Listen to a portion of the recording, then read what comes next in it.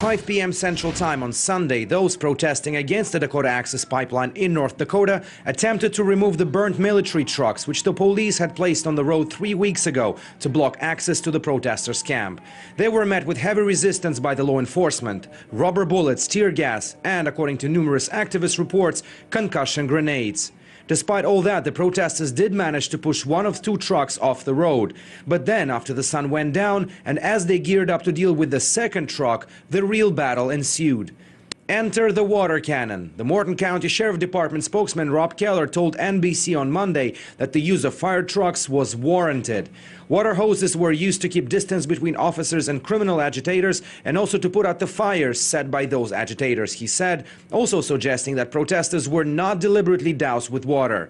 Videos from independent media outlet Unicorn Riot, however, suggested otherwise. It's clearly seen that the water streams are directed straight at the protesters. At some point, it seems that they were even aimed at drones filming the confrontation from above. As a result of the violent standoff, at least 160 people were reported to have been injured, including 2 cases of cardiac arrest and numerous hypothermia victims. Unicorn Riot also reported that a 13-year-old female was shot in the face with rubber bullets.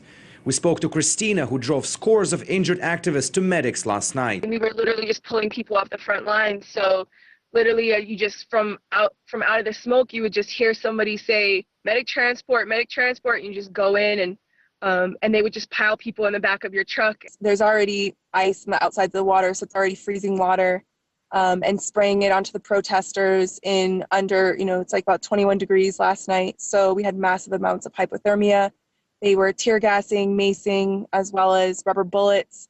When they pulled out the tear gas, a number of the canisters hit people.